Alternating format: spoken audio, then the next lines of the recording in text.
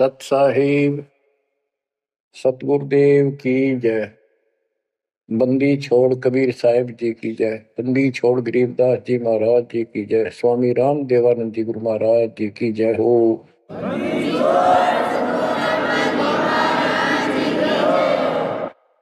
सर्व संतों की जय, सर्व भक्तों की जय, धर्मी पुरुषों की जय।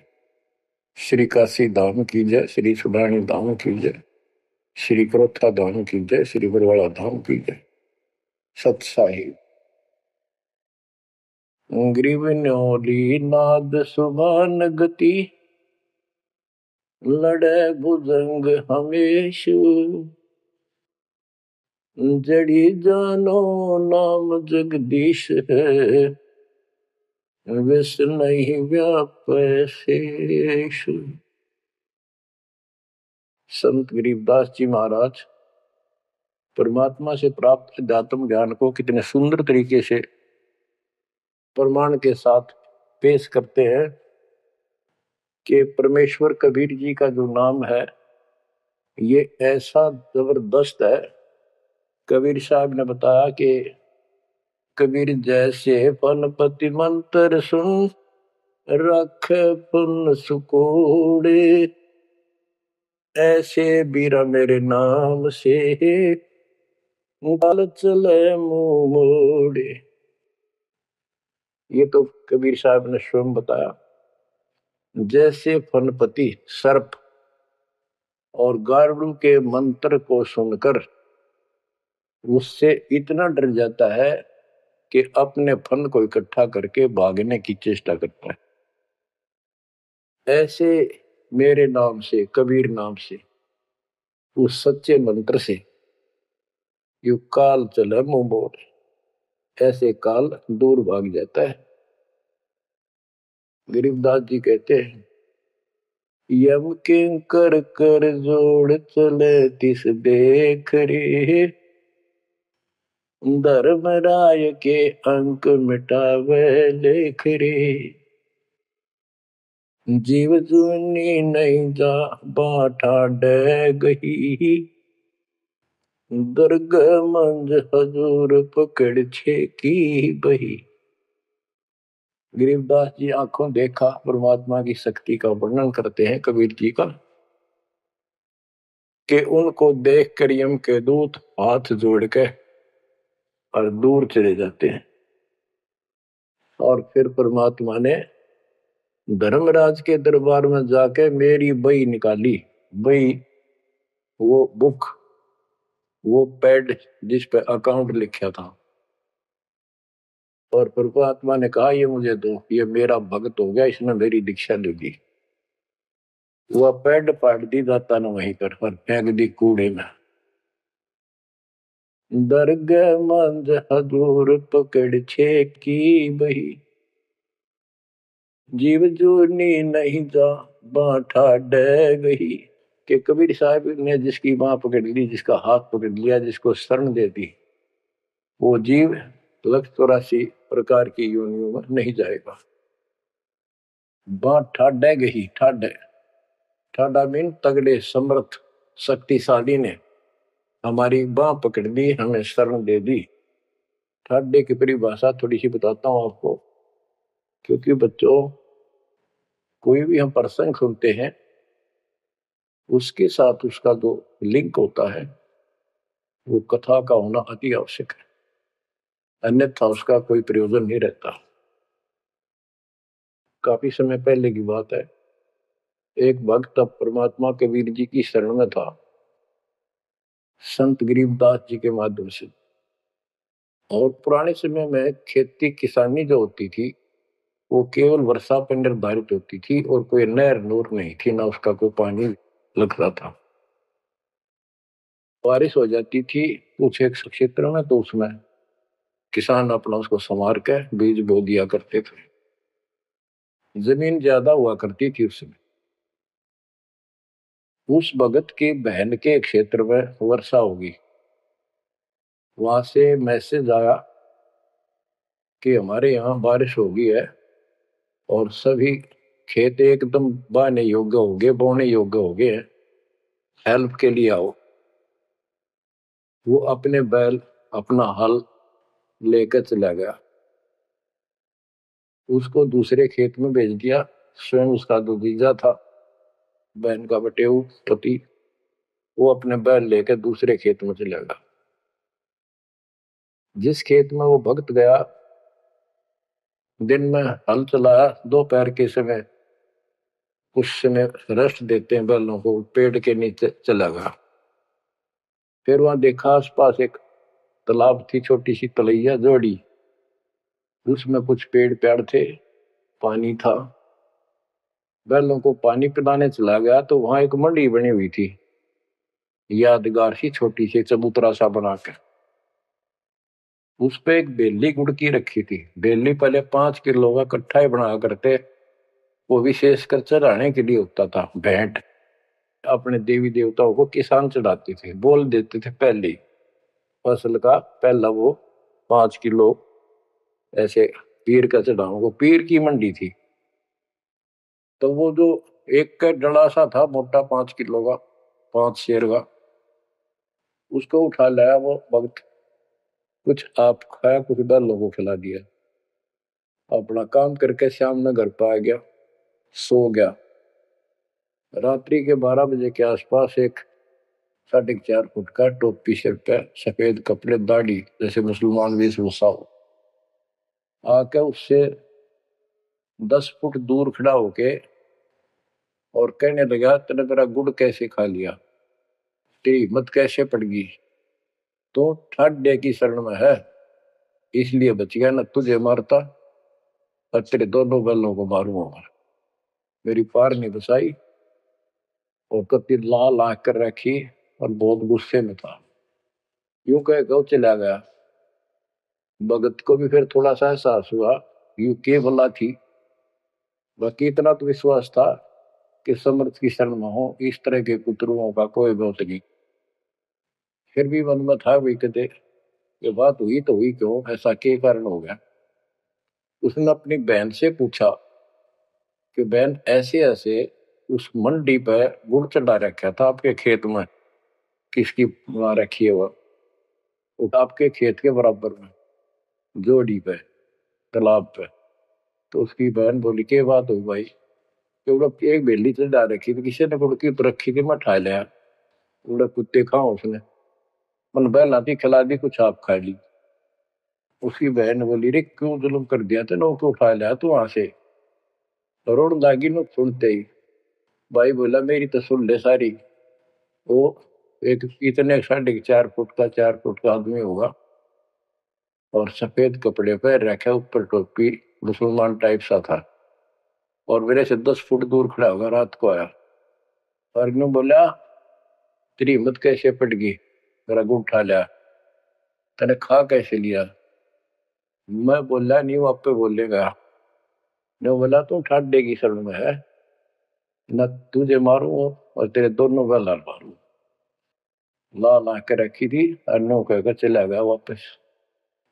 वह भेड़ और फूट फूट कर रोने लगी, बोला रे तो मेरा काला मुंह कराओ के जवाब दो, माने न्यू सहरू से तने के वो एक गुड़ पाया खाने को, हमारे अब सारे गुड़ की कमी है यहाँ पर। बहुत बुरी तरह लगी रो, भाई बचा कुकर मेरा भाई, अपने पति ने भी लड़न लगी, तने क्यों भेजा ही उस साइड में, तो इन्होंने क्यों ना भेजा, तेने बताना चाहिए था इसको पहले। वो भाई बोला है, तेरी अब भी अकल पे पर्दा पड़ रहा, उतरा शेर हाथ जोड़ के गया, अरे नो क्या तू ठाडेगी शरण में है, जा तो बच गया, न मारी दो मैंने तो रोए जाओ पाछे थे। अरे मैं जिंदा जी रोने लग रही तो पागल कहेंगी, कितनी भी अकल पे पर्दा पड़ गया तुम्हारे, मैं किसकी शरण में पता है। मैं ये रिक्वेस्ट करूं थारे ते, तुम भी आ जाओ, ना इन भूतड़िया दिन डर डर मर जाओगे। तो बच्चों, यम किंकर कर जोड़ चले तिस देख रे। बच्चों आत्मा फूट फूट गाती है, चारों युग में संत पुकारे कूक क्या हम हेल रे, हीरे माणिक मोती बरसैया जग टूटा ढेर रे। ये डड़े चुगड़ की आदत पड़ गई है। यम किंकर कर जोड़ चले तिस देख रे, धर्म राय की बंद मिटावे लेख रे, जीव जूनी नहीं जा ठाडे गही ठाडे में दर्द मंद हजूर पकड़ छे की वही, सुन मंडल सतलोक अगमपुर धाम है, धन बंदी छोड़ कबीर तुम्हारा नाम है। बच्चों, इस परम पिता के प्रेम में ऐसे गजब के ज्ञान, ऐसे समर्थ की शरण आत्मा भावुक हो जाती है, रोका नहीं जाता। सो शुक्र मनाते अपने गुरुदेव का, एक निछोड़ हे परम पिता कैसे शरण दिया, कैसा सुंदर राह बता दिया। नहीं बिरान माटी राखो या भूतड़े, अरे न पूजे भी जाओ और दुर्गति भी जो कि न रहनी थी। और गीता कहती है भूत पूजोगे भूत पढ़ोगे। परमात्मा की सूक्ष्म वेद की वाणी कहती है भूत में सो भूत है, देव में सो देव, राम में सो राम है, सुन सकल सुरदेव। अब प्रश्न चल रहा है, कबीर जैसे फन पति मंत्र सुन रख फन सकोड़े, ऐसे बीरा मेरे नाम से काल चल मोड़े। पारक के अंकी अमर ग्रंथ की प्रथम वाणी है, गरीब नौल नाद सुभान गति, लड़े भुजंग हमेश, जड़ी जानो नाम जगदीश है, विष नहीं पैसेश। जैसे एक नेवला होता है सारा 9 इंच का प्राणी, और वो 10 फुट के सांप को, सर्प को, भुजंग को मार देता है। कैसे मार देता, उसके पास एक ट्रिक है, उसके पास एक जड़ी होती है, एक नागदमन जड़ी होती है जंगल में, उसको सूंघता है, उसमें स्मेल आती है। वो सर्प को उस समय छेड़ता है जो वो जड़ी के आसपास होता है, वो झाड़ बोझड़ों के अंदर होती है। वो सर्प को छेड़ता है, सर्प ऐसे फन उठा लेता है और वो जाके एकदम वहां जड़ी श्वास में भर लेता स्मेल, और आके उस सर्प के सामने सो के थोड़ी सी दूरी से छोड़ देता है। जिस दर से हवा चल रही हो सर्प की तरफ आ रही हो, उस साइड में हो जाता हो। सर्प को उससे चक्कर आने शुरू हो जाते उस स्मेल से, उसका जी घबराता है और वो भागने की चेष्टा करता है। नेवला फिर उसके गर्दन पे बैठ जाता है, मुंडी पे पीछे के, और वहां मुंह के ऊपर फिर वो स्मेल छोड़ता ही रहता है। उसको अचेत करके फिर पकड़ कर उसको मार डालता है, काट देता है। तो बच्चों, गरीबदास जी ने बताया कि कबीर परमेश्वर का यो सच्चा नाम सतनाम और सारनाम, सारनाम है, ये है मेन चीज। सतनाम भी बहुत शक्ति हो जाती है इन दोनों के मेल से। जैसे 2 जड़ियों को मिला दिया जाए, उसका कुछ अलग से स्ट्रॉन्ग दवाई बन जाती है, मेडिसिन। और तीसरी मालिक मिला, मालिक का जो सारनाम है वो तो कहना ही क्या है। तो हमारा जो मोक्ष जो होगा इन सभी मंत्रों के जाप से होगा।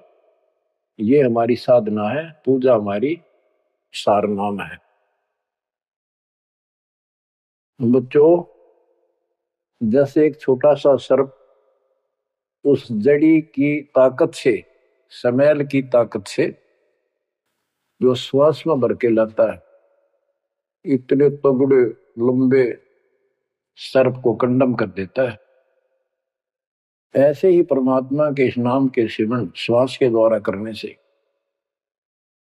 तो बताया कि ग्रीव न्योल नाद सुभान गति, लड़े भुजंग हमेश, और जड़ी जानो नाम जगदीश है। जगदीश सारी सृष्टि के मालिक का जो असली नाम है वो जड़ी है, वो नागदमन जड़ी है। अब जैसे सतनाम भी बहुत ताकत रखता है, ये हमारी साधना है। जैसे प्रथम मंत्र सतनाम, ये साधना है। सार नाम हमारी पूजा है। पूजा और साधना में अंतर होता है। कबीर साहब हमारा पूज्य है। साधना वो होती है जैसे हमने जल की आवश्यकता है तो हैंडपंप लगाते हैं। हैंडपंप के लिए बोकी और पाइप, बोकी मारते रहते हैं, मिट्टी बाहर डालते रहते हैं। सतनाम की बोकी श्वास उश्वास से मारकर जब वो पानी के लेवल पर पहुंच जाती है, वो बोर, तब उसमें पाइप लोअर करके फिर उसके ऊपर एक मशीन बांधी जाती है, वो सार नाम है, और मशीन से फिर उसको चलाया जाता है। वो हमारा पूज्य इष्ट है, वो सार शब्द है जो हमें चाहिए था। ऐसे मिलेगा वो सुख परमपिता परमात्मा के सच्चे दरबार का। तो गरीबदास जी कहते हैं वो मंत्र, वो जो सार नाम है, वो जड़ी जानो नाम जगदीश है। परमात्मा जगदीश कबीर साहब का सार नाम, वो नाग दमन जड़ी बूटी, वो काल दमन। और विष्णु व्यापक शेष, छोटे से सांप की बात छोड़ो, शेष नाग जो सबसे बड़ा ताकतवर 1000 पुन का अंदर है, यानी काल 1000 भुजा का ताकतवर है, ये भी निकट नहीं आ सकता। बच्चों किस्मत सराहा करो अपनी, 100 गुण गाया करो। गरीबदास जी कहते हैं, गरीब साधों से ते मस्करी, ये चोरों नाल खुसाद, मल अखाड़ा जीतेंगे ये युगन युगन के माल। माल, रेसलर, पहलवान, इन नकली गुरुओं से तो खुश है सारा संसार। साधों से ती मस्करी, इन चोरा नाल खुसाद। ओए होए, इन चोरों से, झूठे गुरुओं से खुश और साधु संतों के मजाक करते हैं। ये तो मल अखाड़ा जीतेंगे युगन युगन के बाद। आप हो वो युगन युगन के माल। बच्चों आपको बहुत बार प्रमाण दिए जाते हैं, देता ही रहूंगा आखिरी सांस तक, क्योंकि सिलेबस यू है। टीचर सारा साल सिलेबस पढ़ाता है, उल्टा सुल्टा उन्हें कोई रट्टा लगवाता है और तब बच्चे सफल होते हैं। परमात्मा योगों से आपके साथ है। सतयुग में राजा अम्बरीश एक बहुत बड़े धार्मिक राजा हुए हैं और खूब यज्ञ किया करते थे, भंडारे करते थे, ब्राह्मणों को खूब धन दान करते थे, लागड़ गौ बांटा करते थे। 1000 लागड़ गौ बांट देते। लागड़ माने बच्चे वाली, प्याई दूध वाली। भोजन भंडारे करवाते थे, दक्षिणा देते थे। जैसा भी लोक वेद सुना था, गुरु जी ने बताया था, ऋषियों ने, वो सारा कुछ करते थे। परमात्मा वहां भी साथ रहते हैं, उनकी इज्जत रखते हैं भक्ति की, और बीच बीच में उनको समझाने की चेष्टा की। कोई ऋषि रूप बनाकर अम्बरीश जी को सच्चा मार्ग बताया, खूब ध्यान से सुना और नाम लिया। लेकिन वो ऋषि वहां सैकड़ों और मालिक एक। आखिर में राजा अम्बरीश भी हाथ खड़े कर गया, मालिक की साधना छड़ दी और वो ऋषियों वाली वो शुरुआत कर दी। इतने अच्छे भगत विष्णु जी के बने हुए थे। बच्चों में अब हंसी भी आती है, दुख भी होता है। गरीब वेद पढ़े पर भेद न जाने, वाचे पुराने ठारा, और पत्थर की पूजा करे भूल गए सृजनहारा। वेद पढ़ा करते ऋषि उस समय, केवल वेद। पुराण तो इनकी अपनी रचना है, फिर वो सा लिखते चले गए और सारा वेद के विरुद्ध साधना करते और कराते थे। विष्णु जी की पूजा करे, और गीता क्या कहती है, तो चारों वेदों का सारांश है। विष्णु 3 गुणों में से एक सतगुण है। इन तीनों गुणों की भक्ति तक त्रिगुण में माया के द्वारा जिसका ज्ञान हरा जा चुका है, यानी इसी तक सीमित है। जो राक्षस स्वभाव को धारण किए हुए मनुष्यों में नीच दूषित कर्म करने वाले मूर्ख, ये मेरी भक्ति ना करते। तो अम्बरीश वही साधना करता था, लेकिन पिछले संस्कार किसी जैसे भी चल रहा भक्ति युग बच्चों, आप इन बातों को बार बार सुनोगे तो आपके दिल में समा जाएगी या कहानी सच्चाई ये है। अब ये भक्ति काल शुरू हो गया, मोक्ष काल समझो। इसमें हजारों वर्षों तक चलेगा, अरबों भगत बच्चे बेटा बेटी पार होंगे, जो चलेगा जो भी लाखों वर्ष और भी चलेगा। लेकिन वो साधना करते रहेंगे, लेकिन उनका विश्वास इतना नहीं बनेगा, वो फिर यही रह जाएंगे काल के जाल में। उन्हीं में से फिर, क्योंकि उनकी भक्ति जबरदस्त है, शास्त्र अनुकूल है, अगले सतयुग में उन्हीं पुण्यात्माओं को काल जन्म देगा। उनको पहले ऊपर के लोकों में रखेगा, ऊपर के लोकों में स्वर्ग में देवता हजारों लाखों वर्ष वहां रहेंगे। यानी एक कोल्लू के साथ चक्कर है, चैन है, चैन। उस चैन पर जैसे डाल देते हैं, ब्रह्मलोक में गए, फिर चक्कर काटते काटते विष्णु लोक शिव लोक सारे अपने कर्म फोड़ के भोग के खत्म करके फिर भी उनके पुण्य इतने बच जाते हैं कि सतयुग में जन्म देते हैं उनको। और सतयुग में भी अच्छे पुण्य कर्मी फिर राजा बनते हैं। और वह भक्ति, ये वाली भक्ति कसक और वो शेष बची ताकत फिर भी साथ रहती है। और इस कारण से भगवान भी उनके साथ रहना पड़ता है। जो बच्चा गौ की नजर में, यूं साईं को संत भक्तों के पीछे फिर भक्त वत्सल भगवंत। कबीर जो जन मेरी शरण है, ताका हूं मैं दास, गेल गेल ला गया करो जब लग धरती आकाश। तो अपने इस विधान अनुसार अम्बरीश से मिले। ठीक है, एक बार तो यह बात इतनी गजब की है, सारी ठीक ठीक लगती है, लेकिन माहौल खराब होता है। ये ज्ञान बताने वाला एक होता है, दूसरा समर्थक नहीं होता। उस दिन में वो भूल जाते हैं और इसी लोग बहका देते हैं, कहाँ सी बातें करते हो, वेदों में ऐसा कहीं नहीं है, वेदों में ऐसा नहीं है। अब दास तो कहना चाहता है, फिर अगले जन्म उस भक्ति से वो अम्बरीश राजा स्वर्ग गया, स्वर्ग में अपने पुण्य भोगे। फिर त्रेता युग में फिर राजा जनक के रूप में वह आत्मा ने जन्म लिया। वहां भी खूब भक्ति करी, विष्णु के कट्टर पुजारी। वही भावना वही भाव फिर भरा हुआ था, परमात्मा फिर भी मिले उनको। लेकिन राजा और सिद्धियां इतने ठाठ बाट और बकाने वाले वो गुरु निरे ऋषि हमारी ऐसी घिस काट रखी काल में, हम ऐसे मूर्ख बना रखे, थोड़ा सा भी सुख हो जाए, कोई प्रभुता कोई पद प्राप्त हो जाए, हम खुद भगवान बन जाते हैं।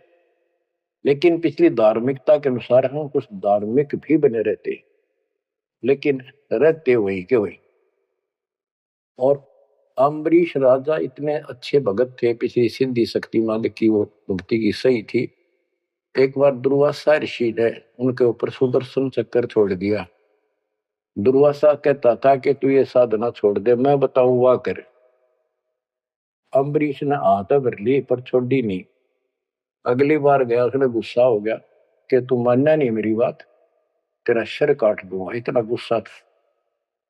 सुदर्शन चक्कर छोड़ दिया। सुदर्शन चक्कर राजा अम्बरीश के पैर छू के और दुर्वासा ने मारने खातिर वापस चाल पड़ा। दुर्वासा भागता फिरा, तीन लोक में कितने उसने गुफा नहीं मिली जरा बच जा, कुछ संरक्षक नहीं पाया। परमात्मा कबीर जी ने विष्णु रूप बनाया, एक सभा ला दी, 1 मिनट में के कर दी कर दिया बोलो में। दुर्वासा ने देखा भगवान विष्णु बैठे, वहीं पहुंच गया और कंप पे डांक ठोक रखी, मन बचा लो भगवान, बचाओ मुझे, सुदर्शन चक्कर मुझे मारेगा। परमात्मा बोले क्या गुस्ताखी कर दी, क्यों मार रहा है तेरे को। फिर वह सारी कहानी बता दी। भगवान बोले कि भक्ति के भाव से चलो, ये ताकत से नहीं चलता ये मार्ग। अपना ज्ञान दो, कोई मानने ठीक है, ना मानो ना मानो, मुझे बचाओ भगवान मुझे बचाओ। उसमें सुदर्शन चक्कर रुक गया, खड़ा हो गया दूर, भगवान की शक्ति से डर के देख के।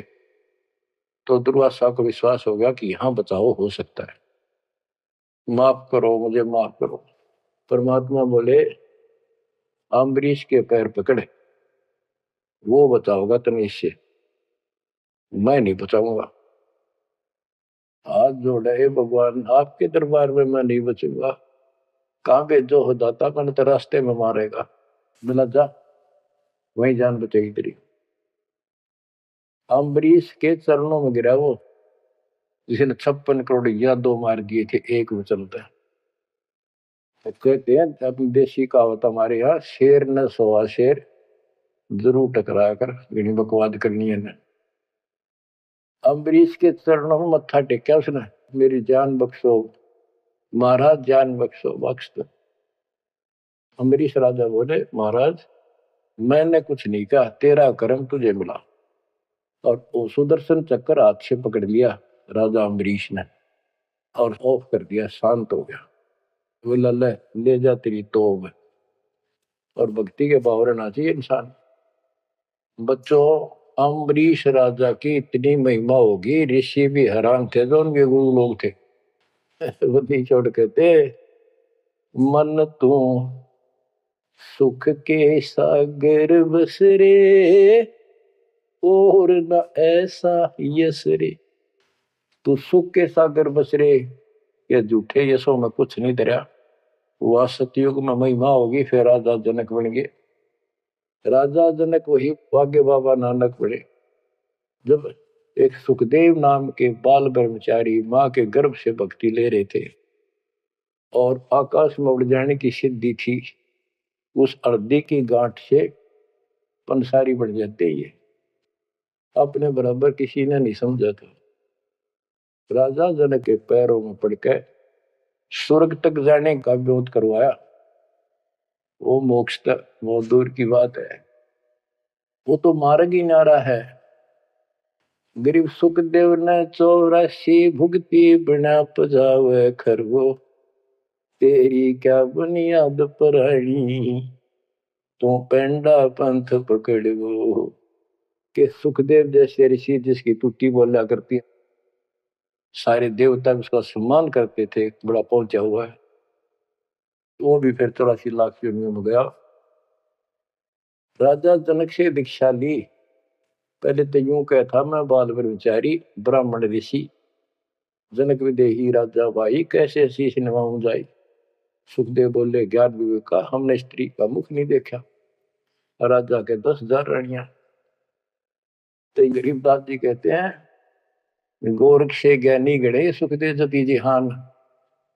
वो अपने आप को जति मान रहा था, और सीता सी वो बारिया संत दूर स्थान।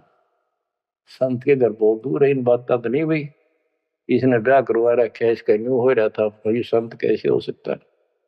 10,000 रानी थी, फिर भी उस नकली से दो भी अच्छा था राजा जनक। बच्चों, ये मूल ज्ञान है, ये निचोड़ है, निष्कर्ष है, ये तत्व ज्ञान है। और राजा जनक रूप में बहुत गणे यज्ञ किए, बहुत प्रमाण है पुराणों में। बहुत धर्म भंडारे लाए, यानी दूध वाली गाय बाटी साधु संत, तो वो धर्म पुण्य बन गए। अब देख काल कैसे ठगी करता बच्चों, सारे पॉइंट याद रखने पड़ेंगे, बेमतलब अपने धन ने खोया नहीं करते।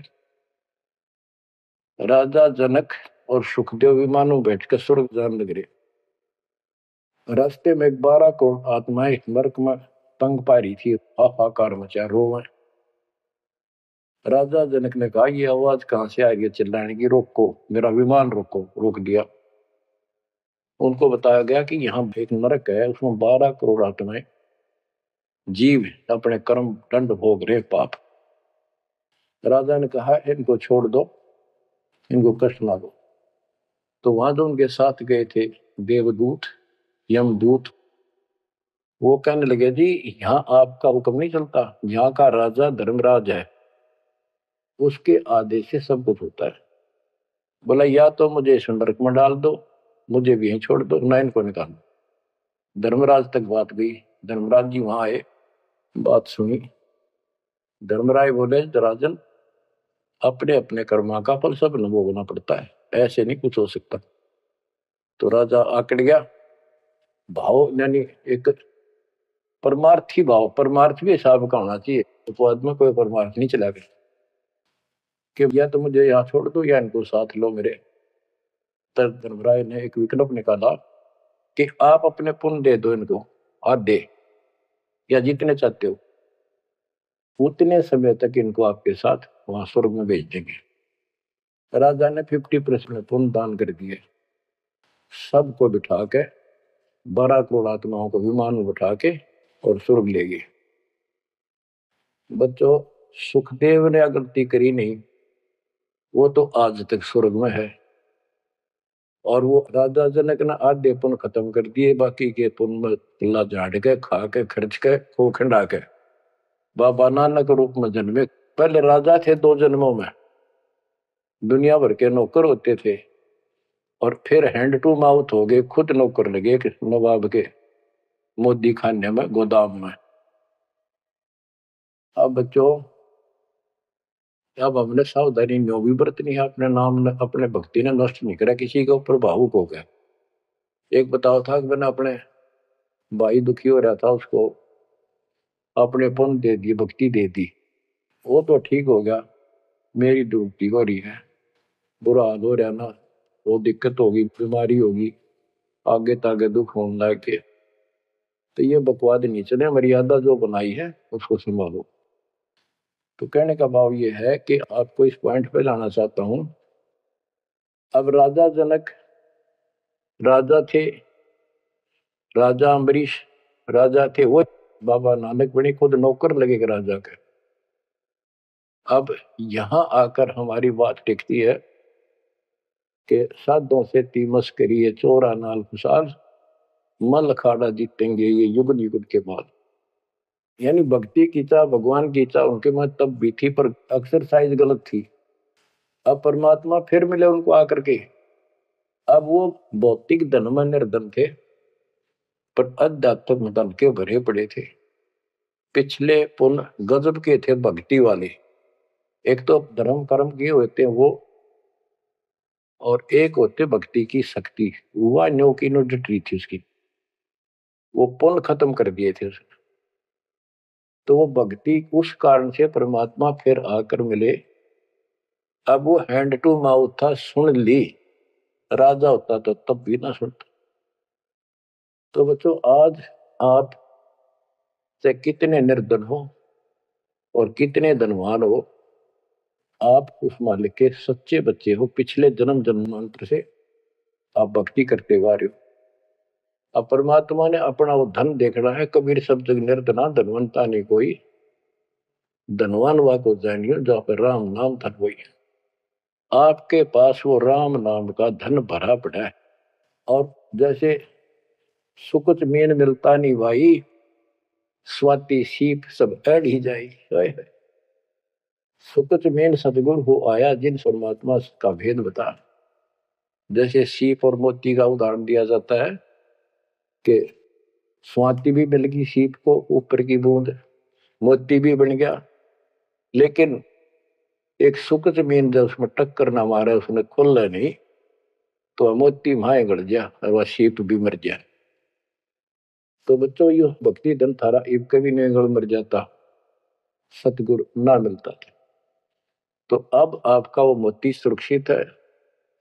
अब कहते सुकुच मीन सतगुरु हो आया, जिन परमात्मा का भेद बता। तो बच्चों, फिर बाबा नानक को मालिक ऊपर लेकर गए और उनको वो सच्चा राह बताया। उसके बाद उनकी जिंदगी बदल गई। यानी पहले वकील हो रहे थे काल के, सुने नहीं थे। अब जो बाबा नानक जी हिंदू धर्म में जन्मे थे, खत्री गोत्र था, और भगवान विष्णु कृष्ण राम कुर्बान थे इनके ऊपर। गीता का पाठ ब्रजलाल पांडे से पढ़ा करते थे, और गीता पढ़ते थे। दाता मिले तो खूब तर्क वितर्क किए। आखिर में बोले आखा वेखो तो मानो। तो परमात्मा ने आई विटनेस भी बनाने थे। बेई नदी सुल्तानपुर के साथ से बह रही है। सुल्तानपुर में बाबा नानक की बड़ी बहन ब्याह रखी थी, वह अपनी बहन के वहां रहते थे, नौकरी करते थे नवाब के। सुबह सुबह स्नान करने जाया करते थे उस नदी पे। वहां परमात्मा ने 2-3 मीटिंग करी। तीसरी बार जब आए ने बोले आंखें देखो, जो मानो बात सारी समझ में आ गई। गीता बार बार देख ली, पढ़ ली, सच्चाई भगवान कोई और है। और चाव भी थे, पर पुराना ज्ञान और कोई नो समर्थक नहीं गया, बात सच्ची है। तो वो कहने लगे आंखें देखो तो मानो। कबीर साहब और बाबा नानक जी परमात्मा समकालीन थे। बाबा नानक जी का जन्म सन 1469 में हुआ और 1539 में वो शरीर छोड़ के गए। और परमात्मा जी 1518 में गए। तो 1469 से 1518 तक समकालीन थे।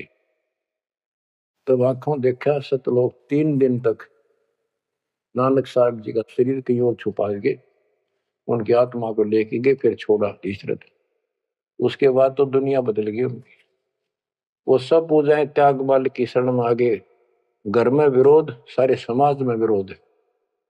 उसके पिता भी बहुत दुखी हो गए, तो के पैदा हो गया हमारे, देवी देवताओं को ऐसा गलत बोलता है। तो बहुत परेशान हुए।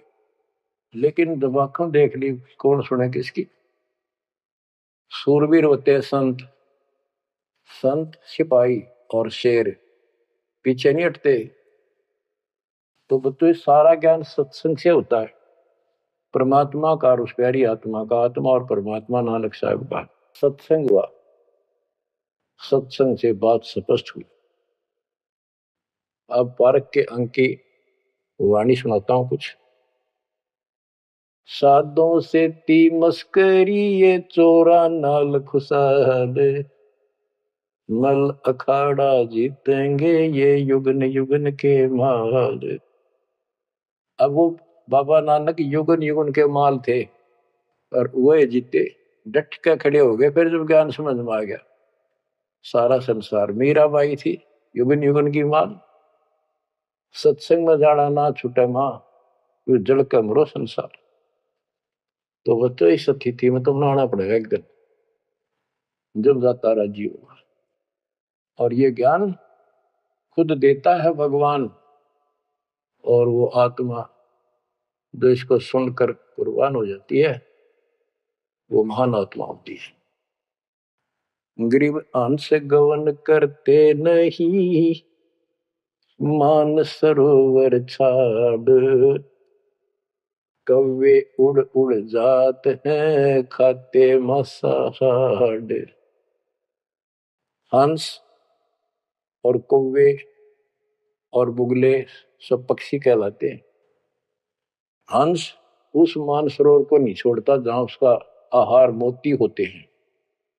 और कौवे वहां टेके नहीं, क्योंकि उन्हें तो जगह जगह जाकर मांस खाना, हाड खाड़े, हाडों का मांस चाटना, किसी पशु के जख्म में चोंच मारना, ये कौवियों जैसी व्यक्ति के लोगों का स्वभाव होता है कि उनका अपना उल्लू सीधा हो, स्वार्थ सिद्ध हो, ताकि अगला कितना दुखी हो।